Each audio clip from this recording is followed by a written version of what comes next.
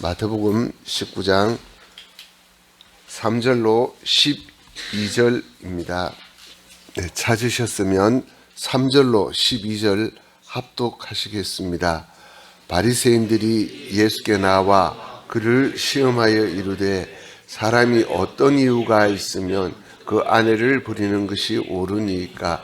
예수께서 대답하여 이르시되 사람을 지으시니가 본래 그들을 남자와 여자로 지으시고 말씀하시기를 그러므로 사람이 그 부모를 떠나서 아내에게 합하여 그 둘이 한 몸이 될지라 하신 것을 읽지 못하였느냐? 그런즉 이제 둘이오며 한 몸이니 그러므로 하나님이 짝지어 주신 것을 사람이 나누지 못할지니라 하시니 여짜오되 그러면 어찌하여 모세는 이혼 증서를 주어서 버리라 명하였나이까? 예수께서 이르시되 모세가 너희 마음의 완악함 때문에 아내 버림을 허락하였거니와 고래는 그렇지 아니하니라.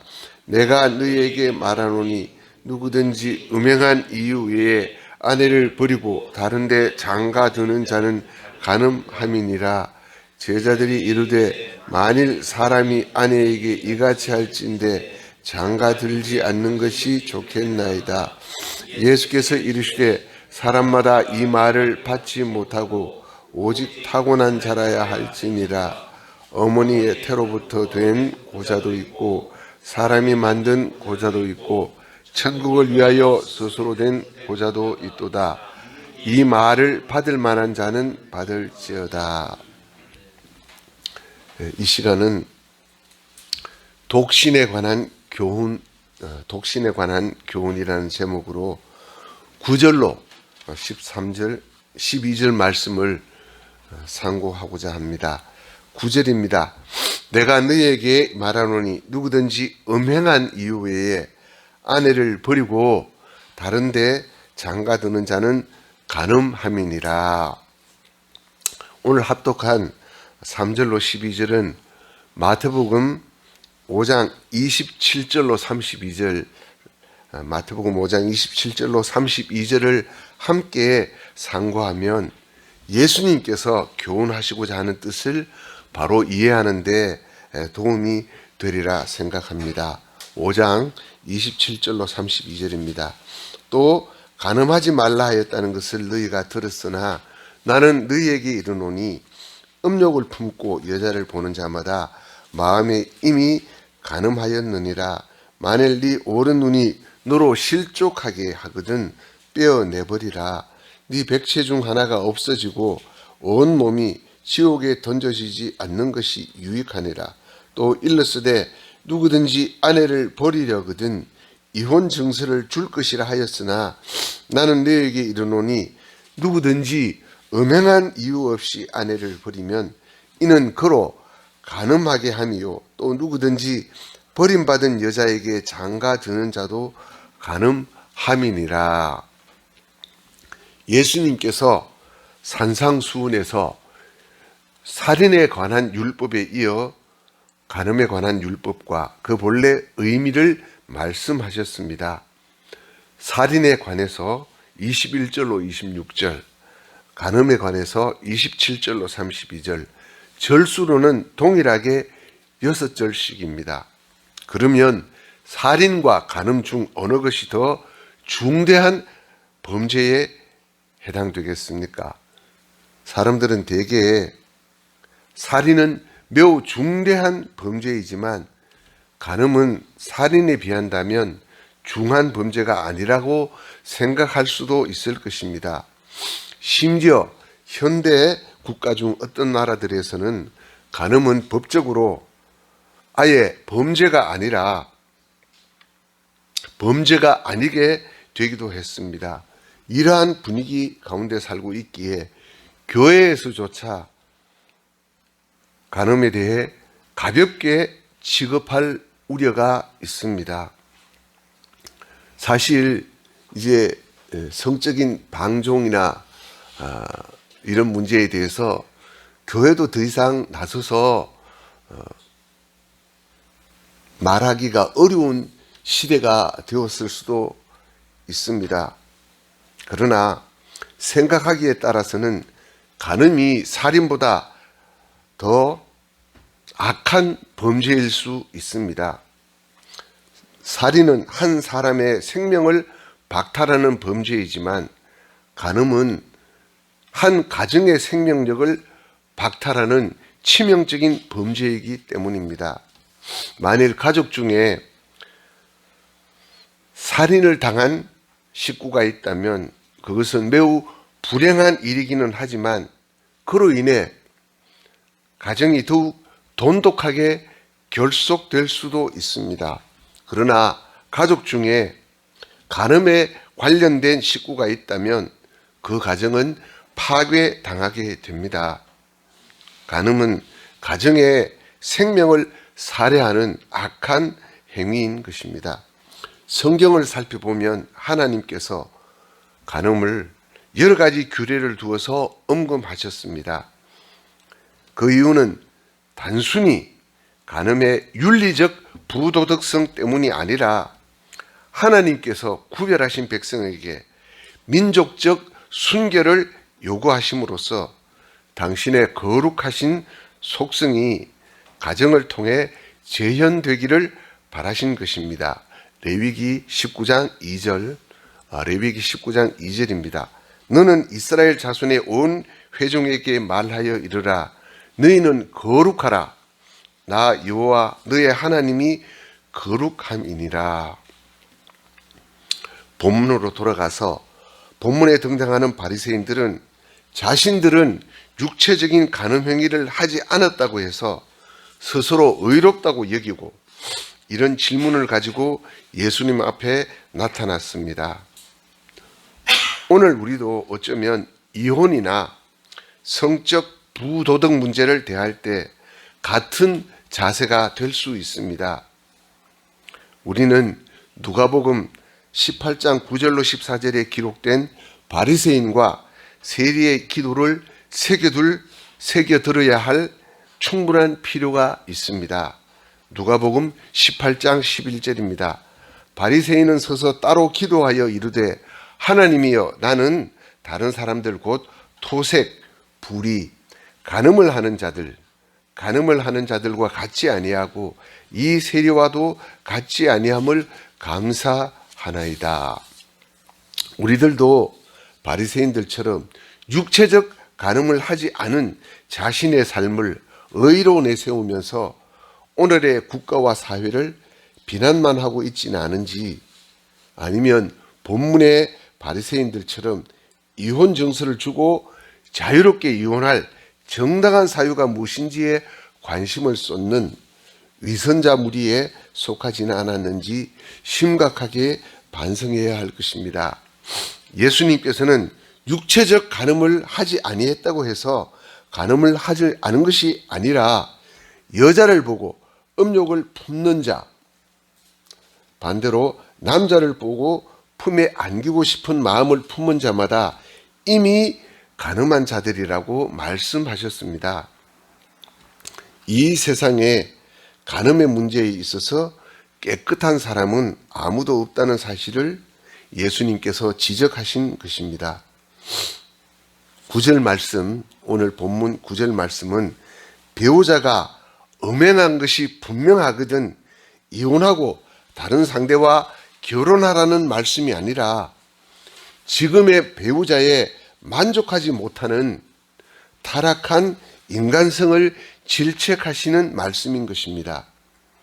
본문의 상황을 이해하기 위해서 요한복음 8장 3절로 8절을 살펴보고자 합니다. 간음 현장에서 잡힌 여인을 데려와 예수님을 시험한 사건입니다.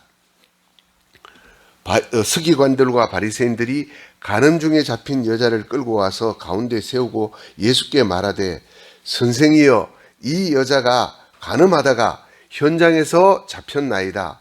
모세는 율법에 이러한 여자를 돌로 치라 명하였거니와 선생은 어떻게 말하겠나이까? 그들이 이렇게 말하면 고발할 조건을 얻고자 하여 예수를 시험함이로라. 예수께서 몸을 굽히사 손가락으로 땅에 쓰시니 그들이 묻기를 마지 아니하는지라. 이에 일어나 이르시되 너희 중에 죄 없는 자가 먼저 돌로 치라 하시고,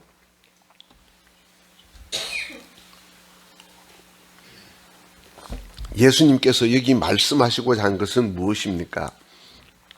한마디로 말하자면 너희 서기관들은 성경을 전문적으로 연구하는 학자들이 아니냐, 너희 바리새인들은 율법의 요구를 실천한다는 율법주의자가 아니냐, 너희 가운데 간음하지 않는 자가 하나라도 있느냐는 서기관과 바리새인을 향한 질책입니다.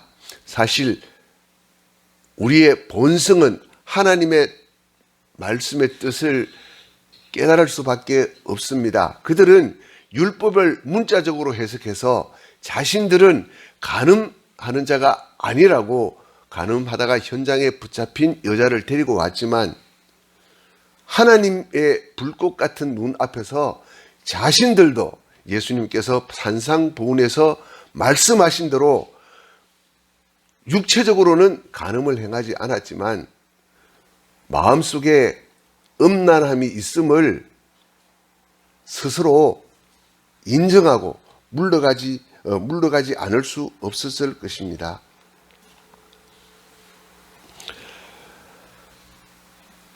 마음속으로는 동일한 간음죄를 범하고 있으면서도 자신은 아닌 척하니 더 나쁘지 않느냐는 질책인 것입니다.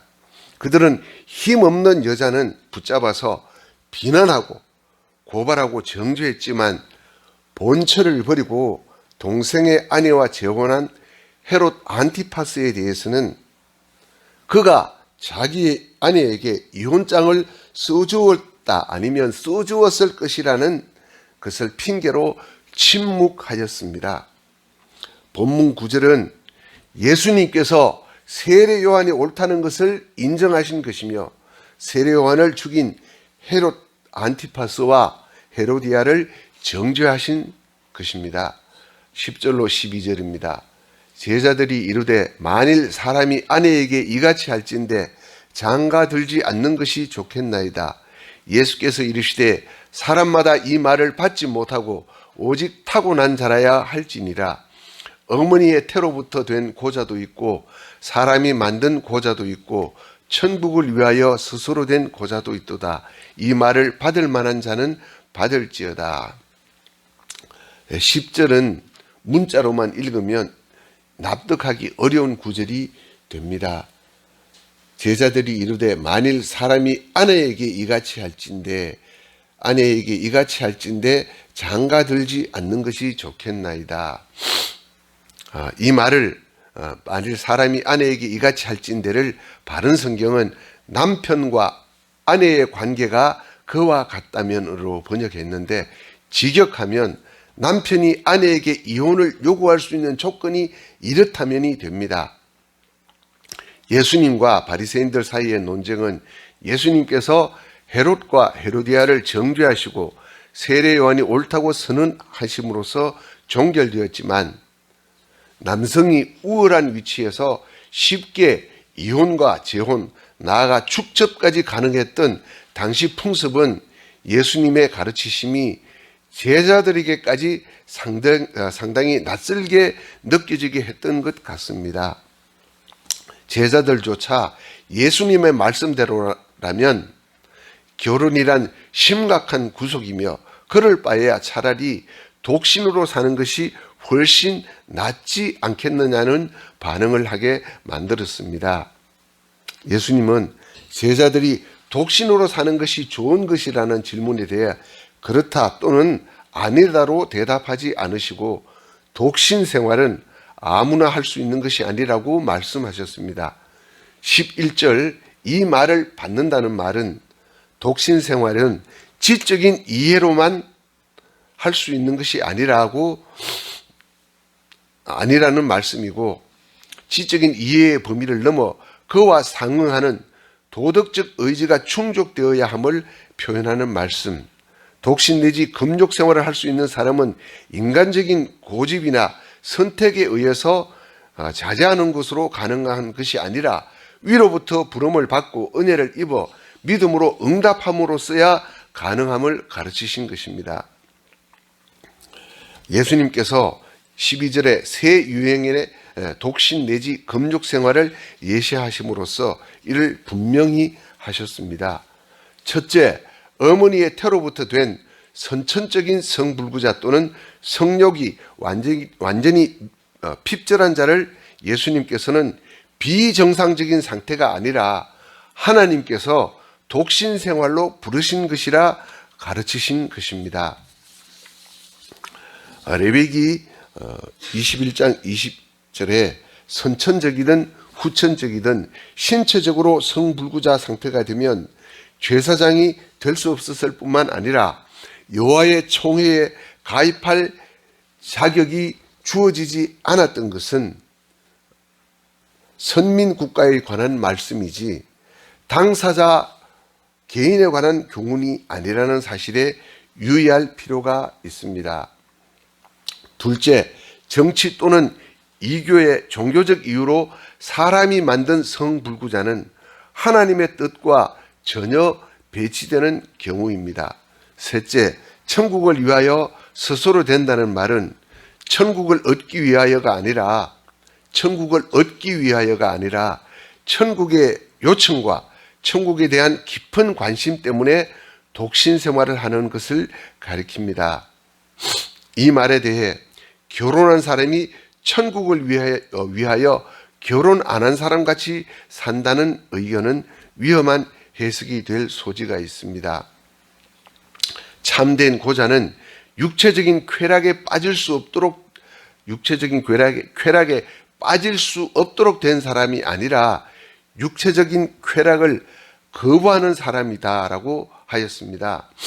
그러나 본문의 말씀은 결혼을 천박하게 본 것이 아니라 결혼을 훨씬 능가하는 가치, 즉 하늘나라 봉사를 위해 결혼을 희생하는 것이 고귀함을 강조한 것일 뿐입니다.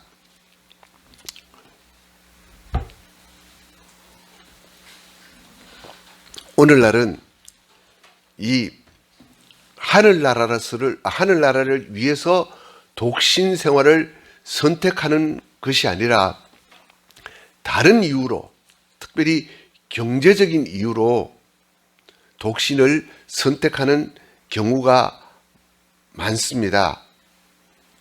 예수님께서는 받을 만한 자는 받을지어다 하셨는데 이 독신 생활이 모든 인간에게 적용되는 절대적인 규범이나 명령이 아니라 하늘나라를 위해 독신 생활로 부름받은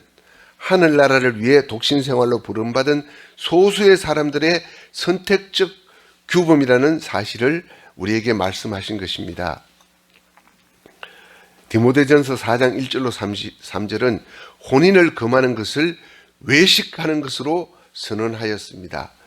히브리서 13장 4절은 결혼을 귀히 여기고 침소를 더럽히지 않게 하라고 교훈하였습니다. 바울이 독신 생활을 한 것은 다만 하나님 나라를 위해 더 유용하게 쓰임받도록 특별한 소명을 부여받았기 때문이라고 하였습니다. 사실 이 독신 생활에 관해서는 우리가 하나님께서 세우신 결혼과 가정의 원리를 같이 상고하지 않으면 이쪽이든 저쪽이든 잘못된 방향으로 나가기가 쉽습니다. 본문은 물론 독신 생활에 관한 말씀입니다.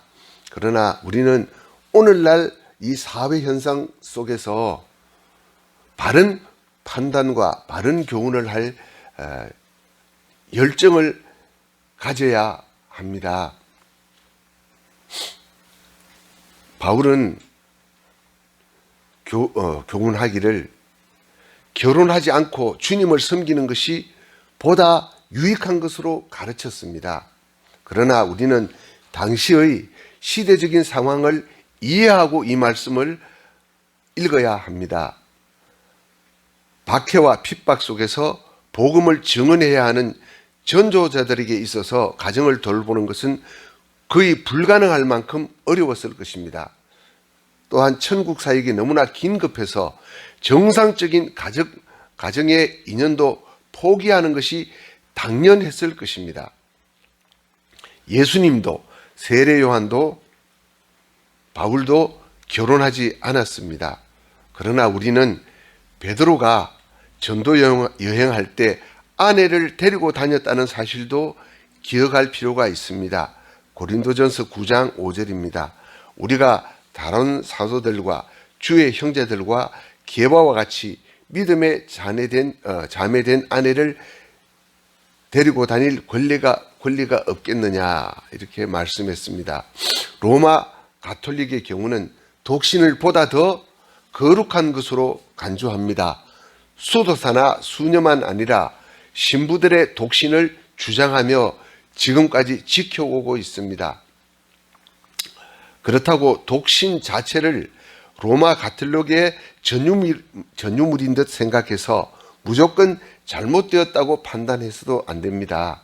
많은 수는 아니지만 독신의 은사를 받은 성도도 있기 때문입니다. 독신과 마찬가지로 결혼 생활 또한 하나님의 서로 다른 은사로 받는 것이 옳습니다. 우리는 결혼, 이혼, 독신 등 성과 관련된 문제에 대해서 생각할 때 마태복음 5장 28절로 30절을 먼저 기억하여야 합니다. 음욕을 품고 여자를 보는 이마다 이미 간음하였느니라. 만일 내 오른눈이 너를 실족하게 하거든 뼈내버리라. 네 백체 중 하나가 없어지고 온몸이 지옥에 던져지지 않는 것이 유익하며, 또한 만일 네 오른손이 너로 실족하게 하거든 찍어내버리라. 네 백체 중 하나가 없어지고 온몸이 지옥에 던져지지 않는 것이 유익하니라. 이 말씀은 독신 생활을 하라는 말씀이 아니라 결혼의 순결이 얼마나 귀중한 것이고 그것을 통해서 하나님의 거룩함을 가정과 이 사회에 이루어야 한다는 사명을 우리에게 말씀하신 것입니다. 독신이 하나님께서 주신 은사이고 하나님의 부르심인 것과 마찬가지로 결혼 또한 하나님께서 주신 은사이고 하나님의 부르심이라는 사실을 우리는 둘 다 명심해야 할 것입니다. 또한 우리는 이 말씀을 통해서 주님의 도우심 없이는 영원한 멸망에 이를 수밖에 없는 죄된 인간인 우리 자신의 모습을 발견해야 할 것입니다.